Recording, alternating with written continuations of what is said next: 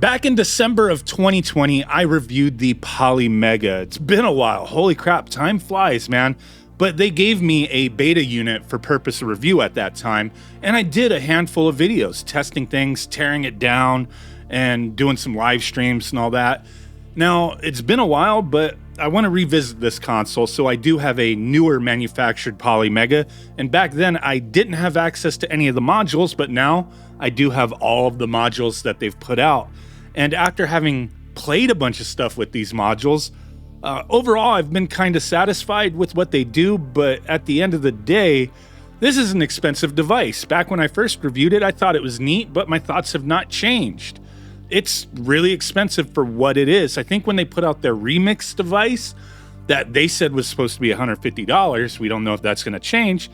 That may be pretty cool. Make your own Polymega type of deal. I'm looking forward to seeing what they do with that. But for the people who've been interested in this thing, I know they've sold thousands of them. So there is interest out there, but the price keeps going up and up and up. So yeah, I think it's an expensive device and I think it's neat. But with some of the performance issues that I've been coming across, I've really been disappointed. Mainly Nintendo 64 and Super Nintendo, surprisingly enough. Super Nintendo, I guess they messed things up with a newer update they put out. And I get some graphics glitches on every single game that I play sporadically. It doesn't pop up like all the time, but it pops up occasionally and it's freaking annoying. Super Nintendo's easy to emulate. Nintendo 64, on the other hand, can be a little tricky. We've seen with a lot of lower end cheap devices, it can be difficult to emulate properly. But with a device like this, that's freaking hundreds and hundreds of dollars, then you have to buy the module for Nintendo 64. I was expecting performance to be a hell of a lot better, but no. I'm getting audio dropouts, quick little stutters at certain points. Some games, I do have to mention, some games, if you exit them and then go back in, it kind of fixes itself, but I've still found pretty much every N64 game I play will have like an audio dropout randomly. Some games worse than others, and like I said, sometimes exiting, going back in will kind of fix it, but it's still present. Some games are really bad. Pilot Wings, for example, was ridiculous. I exited, went back, it cleared up a little bit, but was still there, to a smaller degree. Uninstalled the game, reinstalled it, same damn thing. Zelda Majora's Mask, same thing. It's a mess. It's a difficult console to emulate properly, but like, why put out a product like this and have Nintendo 64 compatibility if it's not 100% or as close to 100% as possible? I've had really no issues with the CD-based games. I've heard some people having some issues maybe with certain firmware. But while I think this is a really cool system and is useful for some people, though it is extremely expensive for what it is, I really feel they need to get their act together on the software side of things. Making sure we don't have these emulator issues.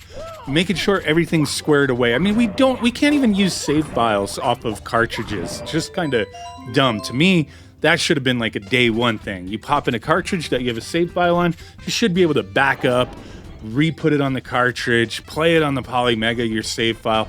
But, beside all that, Nintendo 64 is what I'm really annoyed with as far as the performance goes. And with them being backed by Atari, first, I'm glad to see that it seems like they're getting their shit together as far as getting these things shipped out. And that's obviously, it seems, thanks to Atari, jumping into it with them, buying a part of the company, whatever they did, right? So there's some money there. There's a company who's had experience doing this kind of stuff. But they really need to have a dedicated team to the software where they're not putting out firmware that breaks things. They're really testing the crap out of stuff, getting the performance to be as good as it possibly can be. I don't know what the issue is with Nintendo 64. I'm not even 100% what CPU is in this system at the moment. I think they may have upgraded it at some point, so I'm not even sure what's in the Polymega I have right here. But what I do understand and know is that you can upgrade the system. I'm not talking about the SSD. That's obvious. Like, you could put an SSD in there and save your games to it. What I'm talking about is the CPU. So I have a couple compatible CPUs right here. And I'm going to pop one of these in here. So I have a i7 8700T and then a i3 8100T. So the compatible CPUs, they got to be socket LGA 1151 with a TDP of 35 watts. And I've seen a couple people do this in articles and stuff like that, some mumblings out there. What I want to do today is take this thing apart, see what CPU is actually in it. This is a newer released model that has the copyright 2023 on it.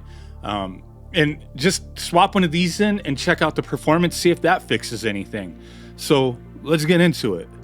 Okay, so I'm going to blast through this process real quick as it's very simple and easy to do.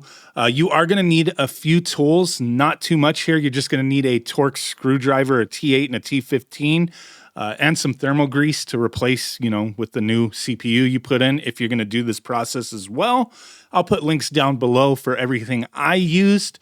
But yeah, we're going to take the rubber feet off of the bottom, and there is like double-sided tape on those.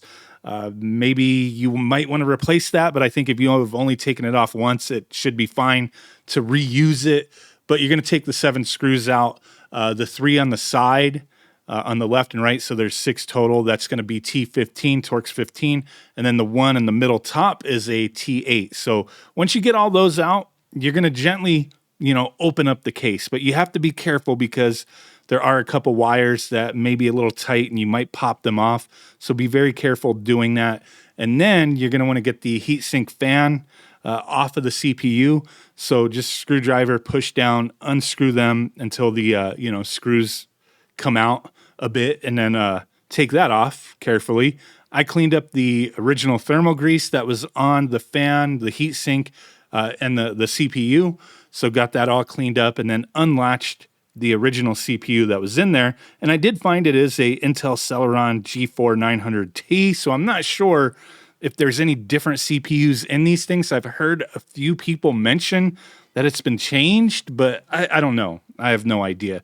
I just know putting in a better processor, you may get some better performance. It's going to be incremental due to just the way things work here, so you don't have to go crazy. Like the i3 would be fine, I think, but I did put in the i7, reapplied some thermal grease, put everything back together. Now we're going to test this system out. Okay, so now that everything's back together, I am happy to report that my Polymega still works. I'm not going to lie, I was a little concerned, just slightly, but other people have done this as well, and there hasn't been an issue, so yeah, we're good here. Now, what I was hoping for was performance improvements. Now, I've noticed a few things. I'm going to quickly talk about that. So, one, in the actual UI, I noticed things seem smoother. I'm not saying it was bad before, but things just load up, boom, boom, boom, real quick, a lot faster than it seemed before. But that's kind of a minor improvement in my eyes, but I noticed it, okay? Now, the other thing, which was kind of weird because I thought it was like a firmware issue, maybe it was a CPU issue, I don't know.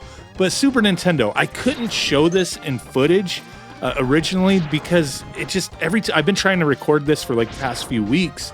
I would get a little rectangle of white noise that would just randomly be mostly in the middle bottom of a Super Nintendo game on screen. It would flash real quick, boom. And sometimes it would flash multiple times. So every time I tried recording it, I don't know, it just wouldn't show in my footage, but it was there. You gotta trust me, it was there, and it was annoying as all hell.